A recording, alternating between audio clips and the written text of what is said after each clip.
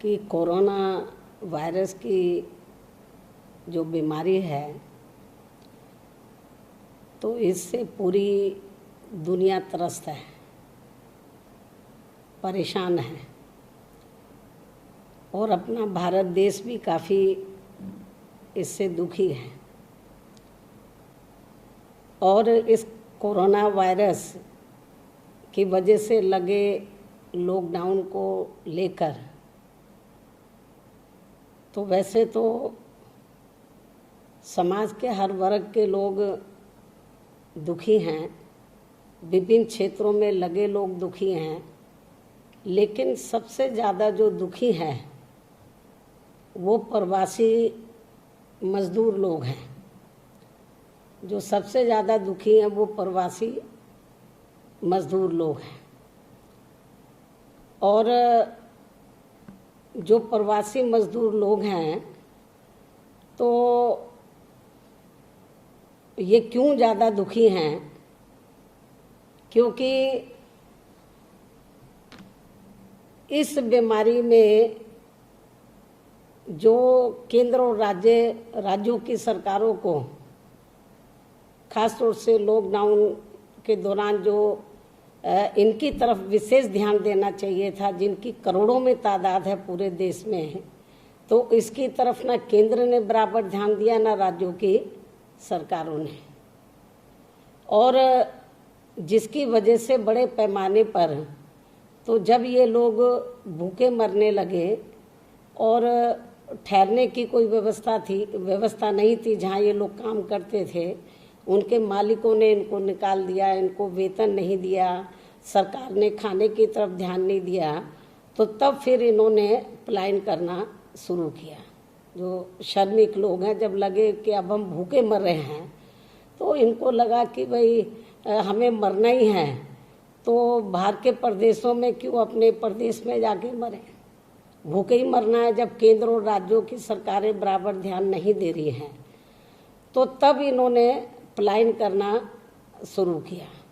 और उसके बाद इससे भी ज़्यादा दुख की बात यह है कि जब इसकी आड़ में बीजेपी और कांग्रेस ने एक दूसरे पर आरोप प्रत्यारोप लगाकर तो घिनौनी राजनीति शुरू इन्होंने की, तो तब फिर मुझे मुंह खोलना पड़ा, ये बोलना पड़ा कि आज जो पूरे देश में जो प्रवासी जो श्रमिक लोग हैं, मजदूर लोग हैं, तो इनकी जो दुर्दशा हमें देखने के लिए मिल रही है, खास तौर से कोरोना वायरस की बीमारी के दौरान, लॉकडाउन के दौरान जो सबसे ज़्यादा खराब दुर्दशा देखने के लिए मिल रही है, तो इसके लिए सही मायने में वास्तव में तो जितनी बीजेपी जिम्मेवार है, केंद्र की सरकार, उससे कई गुना ज़्यादा कांग्रेस भी जिम्मेवार है इन लोगों को इस ऐसी स्थिति में लाने के लिए। ये बात मैंने इसलिए कही क्योंकि जब मुझे लगा कि ये घिनौनी राजनीति कर रहे हैं, श्रमिकों की तरफ बराबर ध्यान नहीं दे रहे हैं, उनके ठहरने की व्यवस्था, खाने की, भेजने की, उसकी तरफ ध्यान देने की बजाय घिनौनी राजनीति कर रहे हैं, तो तब मुझे मजबूरी में कहना पड़ा कि आज जो इनकी हालत दयनीय बनी हुई है तो इसके लिए ये दोनों पार्टियां बराबर की जिम्मेवार हैं। ये मुझे बोलना पड़ा। और इतना ही नहीं, तो जब मैंने कांग्रेस को भी कहा कि जो आज पूरे देश में जो करोड़ों की तादाद में अपने अपने राज्यों को छोड़कर अपनी अपनी रोटी रोजी के लिए जो दूसरे प्रदेशों में गए हैं और जहाँ से अब वो लोग पलायन करके आ रहे हैं आज कोरोना की बीमारी के समय में, तो इसके लिए जिम्मेवार मैंने कांग्रेस को क्यों बताया? क्योंकि आज़ादी के बाद केंद्र और ज़्यादातर राज्यों में कांग्रेस सत्ता में रही लंबे अरसे तक, और कांग्रेस के समय में ही तो जब खास तौर से दलितों को, आदिवासियों को, पिछड़ों को, अपर कास्ट में से गरीबों को, अकलियतों को जब रोटी रोजी के साधन नहीं मिले और किसान भी भूखे मरने लगे, तो तब इनको अपने अपने राज्य छोड़कर बड़े बड़े नगरों में, महानगरों में तो जहाँ पर भी छोटे मोटे कारोबार थे वहाँ इनको रोटी रोजी के लिए जाना पड़ा, पलायन करना पड़ा। और बड़े पैमाने पर यह पलायन हुआ कांग्रेस की हुकूमत में। और जब और इनकी हालत बहुत ज़्यादा खराब थी, खासतौर से वीकर सेक्शन की। और यदि ये लोग उस समय अपना मुंह खोलते थे तो इनके खिलाफ कार्रवाई की जाती थी, इनके नेताओं के खिलाफ की जाती थी। तो तब फिर, और इतना ही नहीं, आपको मैं बताना चाहती हूँ, जब परम पूज्य बाबा साहब डॉक्टर अम्बेडकर देश के पहले कानून मंत्री बने और कांग्रेस की सरकार थी, पंडित जवाहरलाल नेहरू देश के प्रधानमंत्री थे, तो जब उन्होंने SC/ST के आरक्षण के कोटे को पूरा करने की बात कही कि पूरा नहीं हो रहा है, इसको पूरा करना चाहिए बैकलॉग को, और अति पिछड़े वर्ग के लोगों को आरक्षण देने की बात की, तो कांग्रेस उनके खिलाफ हो गई। तो उनका बड़ा इन्होंने अपमान किया, उनकी कोई भी बात को नहीं माना जाता था। तब उन्होंने कानूनी मंत्री पद से इस्तीफा दिया था। उस समय कांग्रेस पावर में थी सेंटर में। तो कहने का तात्पर्य ये है कि बाबा साहब डॉक्टर अम्बेडकर हमारे बीच में नहीं रहे। तो उन्होंने कहा था कि मैंने कानून तो आप लोगों के हित में बना दिए हैं भारतीय संविधान में, यदि आप लोग सही मायने में इसका फायदा लेना चाहते हैं तो आपको केंद्र और राज्यों में तो राजनीतिक सत्ता की मास्टर चाबी खुद अपने हाथों में लेनी होगी। तो ये दौर चलता रहा। लेकिन जब इन वर्गों की उपेक्षा होती रही, अपर कास्ट में से चाहे गरीब लोग हैं उनकी भी उपेक्षा होती रही, तो तब फिर मजबूर होकर, और जब ये लोग पलायन करके चले गए तो वहाँ पर भी इनके साथ बड़ा अन्याय होता था। भाग के प्रदेश के होने की वजह से इनको पूरी सहूलतें नहीं दी जाती थी। तो फिर हमने मजबूर होकर BSP बनाई। और इन लोगों के लिए मैं ये बताना चाह रही हूँ, जब कांग्रेस पावर में थी, हमारी पार्टी कांग्रेस जब सेंटर और राज्यों में पावर में थी, ज़्यादातर राज्यों में पावर में थी, तो हमारी पार्टी की स्थापना की गई 14 अप्रैल सन 1984 को। और सत्ता में आने के बाद, ये कांग्रेस ने सत्ता में आने के बाद इन लोगों की तरफ ध्यान नहीं दिया, लेकिन हमारी पार्टी ने फिर इन लोगों में चेतना पैदा करने के लिए तो पूरे देश में इन लोगों को जगाने के लिए आंदोलन किया था, श्रमिकों को, कि आप लोग अपने राज्यों को छोड़कर दूसरे राज्य में गए हैं, आपके साथ जानवरों से भी ज़्यादा बदतर व्यवहार हो रहा है, आपसे काम ज़्यादा लिया जाता है, वेतन कम दिया जाता, पूरी सुविधा नहीं है। तो हमने आंदोलन भी किया था इसको लेकर कि भाई ये भी अपने देश में शरणार्थी बने हुए हैं, तो ये अपने ही देश में शरणार्थी बने हुए हैं। इसको लेकर पूरे कंट्री में हमने BSP ने आंदोलन किया था। ये शायद मैं सभी विरोधी पार्टियों को ये बताना चाहती हूँ, चाहे सत्ता है या विरोधी पार्टियां हैं। और उसके बाद फिर हमने ये पार्टी बनाई, मतलब। लेकिन कांग्रेस के समय में सबसे ज़्यादा पलायन हुआ था। और जहाँ तक BSP का सवाल है, तो BSP जब पावर में आई, हमें 4 बार सरकार बनाने का मौका मिला, तो हमने सत्ता में आने के बाद तो बड़े पैमाने पर लोग और ना पलायन करें उनको रोका और लोगों को रोटी रोजी के साधन दिए। हमने बेरोजगार लोगों को दूसरी पार्टियों की तरह बेरोजगारी भत्ता नहीं दिया, बल्कि स्थायी रोजगार उनको दिए, जिसके कारण बड़े पैमाने पर जो यूपी को छोड़कर दूसरे राज्यों में लोग पलायन करके चले गए थे, बड़े पैमाने पर लोग वापस आए।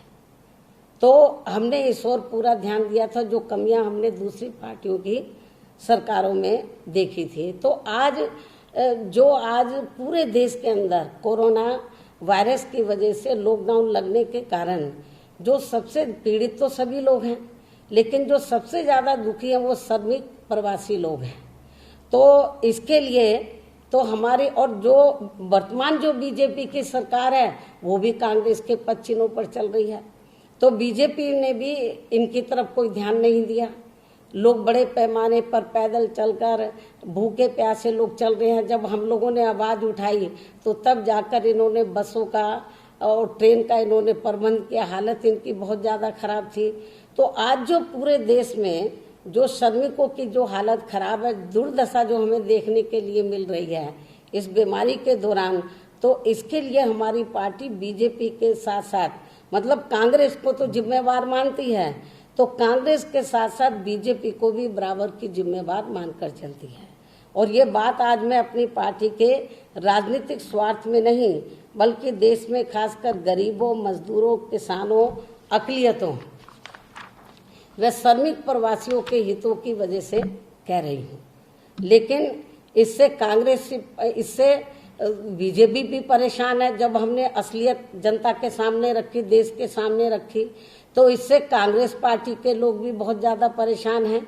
और अब कांग्रेस पार्टी अपनी कमजोरियों को छिपाने के लिए यहाँ तक कहने लगी है बीएसपी के बारे में कि बीएसपी बीजेपी से मिली हुई है और आगे चलकर बीजेपी के साथ मिलकर बीएसपी चुनाव लड़ने वाली है। यहाँ तक प्रचार करने लगे हैं इनके वर्कर, जिसमें रत्ती भर भी सच्चाई नहीं है।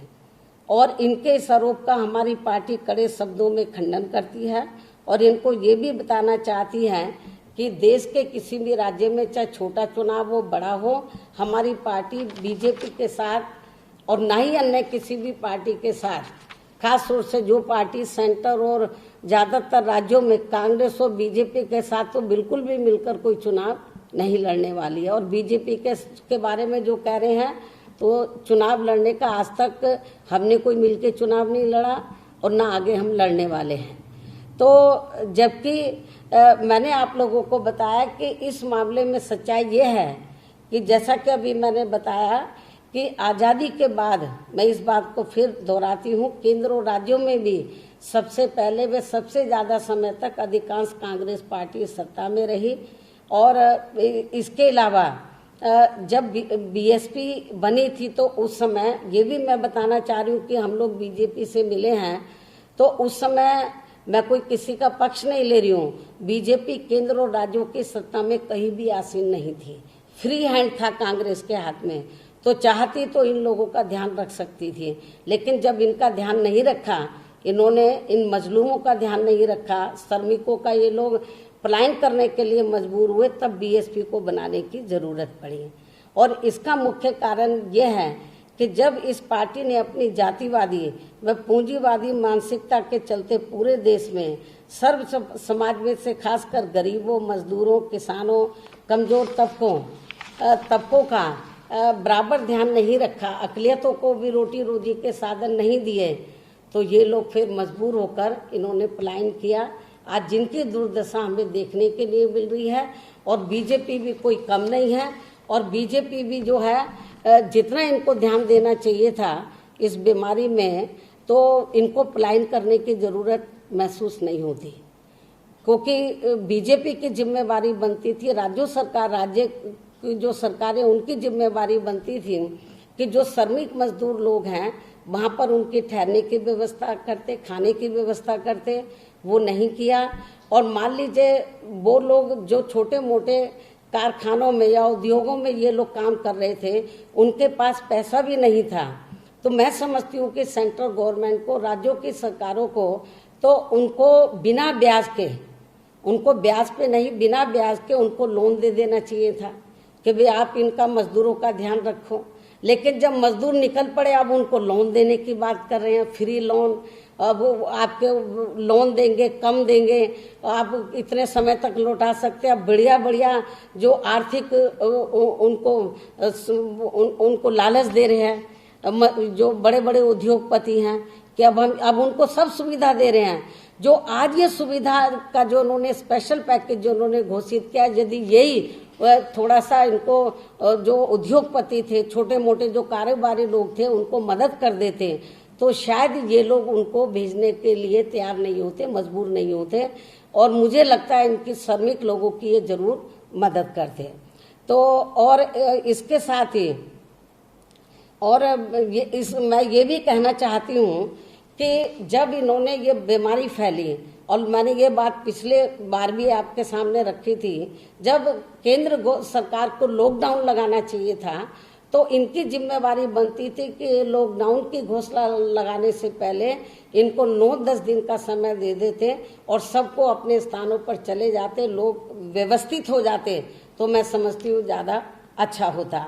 लेकिन ये ऐसा नहीं हुआ और ये लॉकडाउन लग गया, बीमारी फैल गई, और नतीजा क्या हुआ कि लोगों की हालत बहुत ज़्यादा खराब हो गई मतलब। और लोग अचानक सब कुछ हुआ और जो कारोबारी लोग हैं उन्होंने इनका ध्यान नहीं रखा, तो लोग फिर इधर उधर भागने लगे, चाहे पैदल है चाहे बसों से है। बसों ट्रक तो बाद में हुए हैं, लेकिन बहुत बुरी हालत मेरे ख्याल में अपनी जिंदगी में इतनी खराब हालत अपने लोगों की, गरीब लोगों की मैंने नहीं देखी है।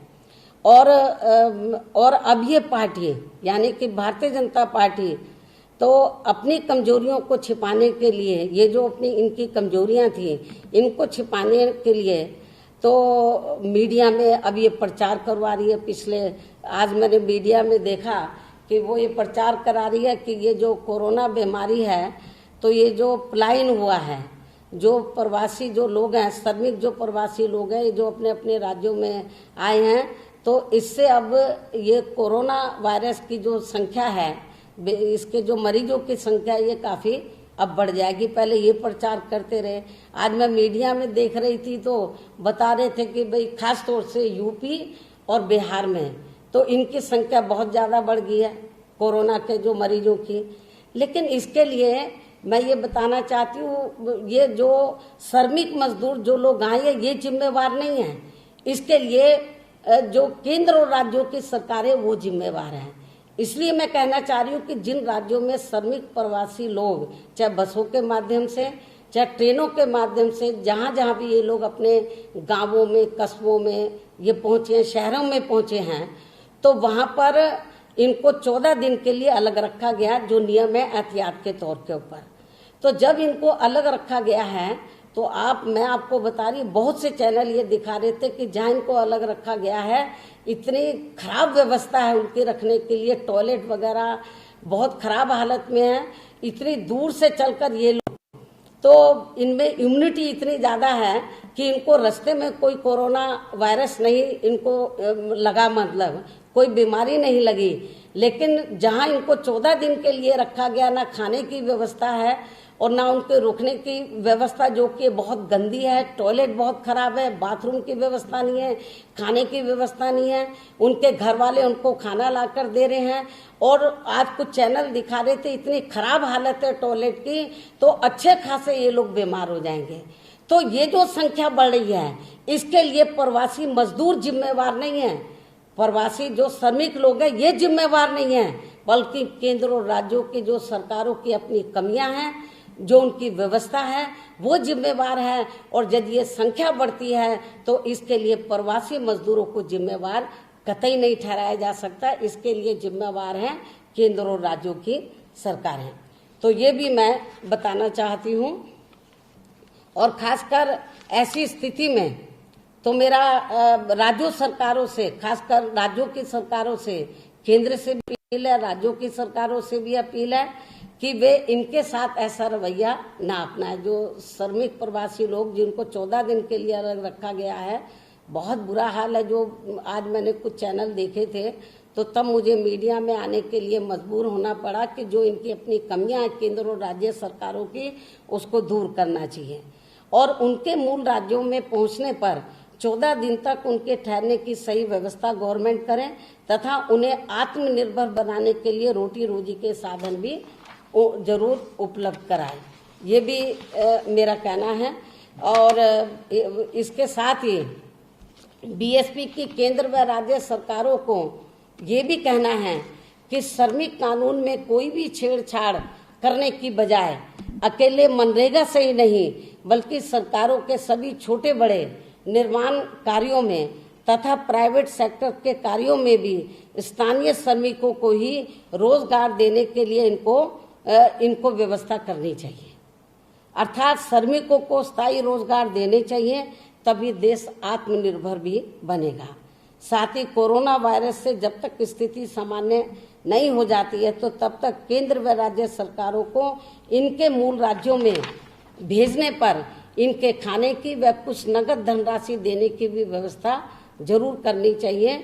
चाहे इनको और सरकारी जो खर्चे उनमें चाहे इनको कटौती करनी पड़ जाए, इनका जरूर अपना ध्यान रखना चाहिए। केंद्र और राज्यों को अपनी संवैधानिक जिम्मेदारी को बराबर निभाना चाहिए। मानवता इंसानियत के नाते भी तो इनके साथ जानवरों जैसा बर्ताव नहीं करना चाहिए।